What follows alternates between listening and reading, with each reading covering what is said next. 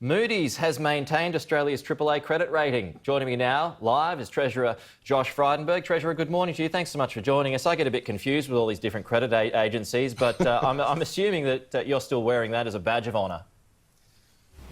Look, it's very good news for the Australian economy to have this vote of confidence from Moody's with our AAA credit rating being maintained, and that follows the AAA credit rating for Australia being maintained for the other leading agencies, namely Standard & Poor's and Fitch. Australia is one of only 10 nations to have a AAA credit rating from the three leading rating agencies. And why this is important to your viewers, Pete, is because the credit rating of the sovereign impacts on the cost of borrowing, whether it's by state governments or indeed whether it's by banks. And so this is important for the economy as a whole.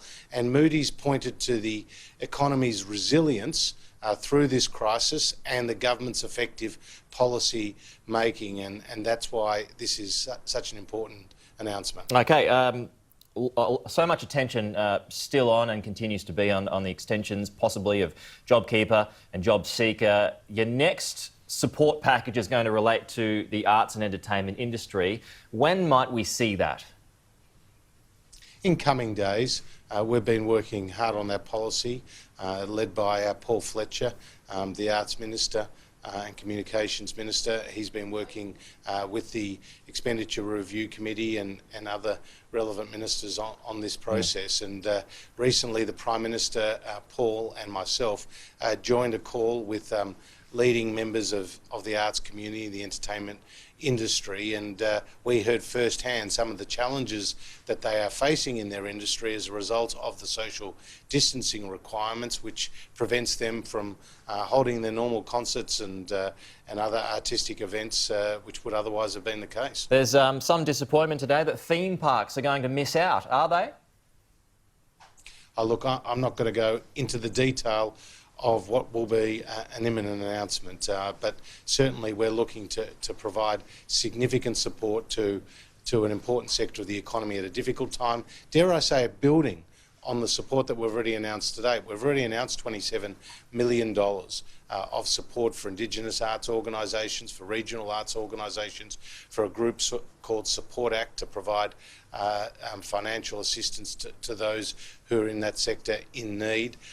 And of course the JobKeeper payments have been going in large amounts to those in the arts sector, including organisations such as the Melbourne Theatre Company, the Queensland Ballet, the Sydney Symphony Orchestra, Australian Opera, and a whole range of others. Okay, Anthony Albanese is going to be giving a speech today, Treasurer. He wants to endorse the government's technology roadmap. What are your thoughts on that?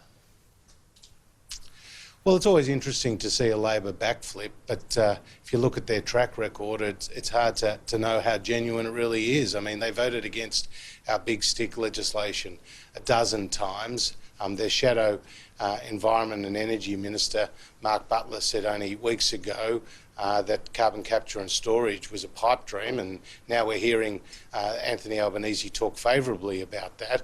And the Shadow Treasurer, Jim Chalmers, has written that the carbon tax was more important than the Hawke and Keating reforms, like floating the Australian dollar, privatisation and removing tariffs. So our policies has always been to focus on technology, not taxation. The Labor Party's track record has been for higher taxes to reduce emissions. And, you know, this reminds me about that Groucho Marx saying, if you don't like these principles, well, hang on, I've got some others. So there's a lot of Groucho about Albo. Right, well, he says any new national plan must accommodate higher emissions reduction target. I mean, can you at least work with that?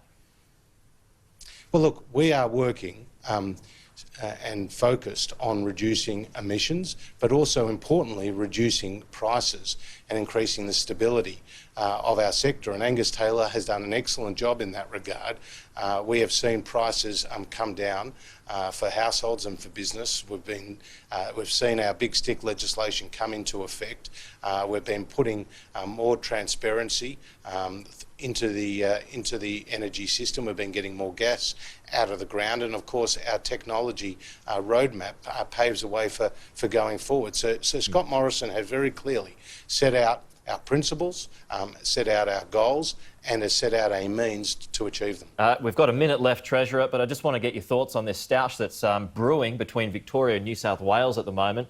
The New South Wales Premier says that businesses should refuse business from people who've come from Melbourne. Is that something you agree with? No, I don't. I think, I as a Victorian, I wear the big V on my chest, but as the Treasurer, I also wear the big T. And I'm focused on what is best for the Australian economy as a whole, and indeed the Australian nation. And I don't want to see battles over borders between states. We're all Australian, and we're all focused on the same goal, namely suppressing that curve by reducing the number of coronavirus cases while also strengthening our economy. And we're having progress on both fronts, and we need to work together, be it a New South Wales Premier or a Victorian Premier, be it a Liberal Premier or a Labor Premier. What about hotels where travellers go and quarantine? If those quarantine laws are breached, should hotels lose that right to host those incoming travellers and keep them in quarantine? Well, certainly breaches of those quarantine rules are very serious, and we know the broader implications that they have for the health of the nation, indeed the economy as well.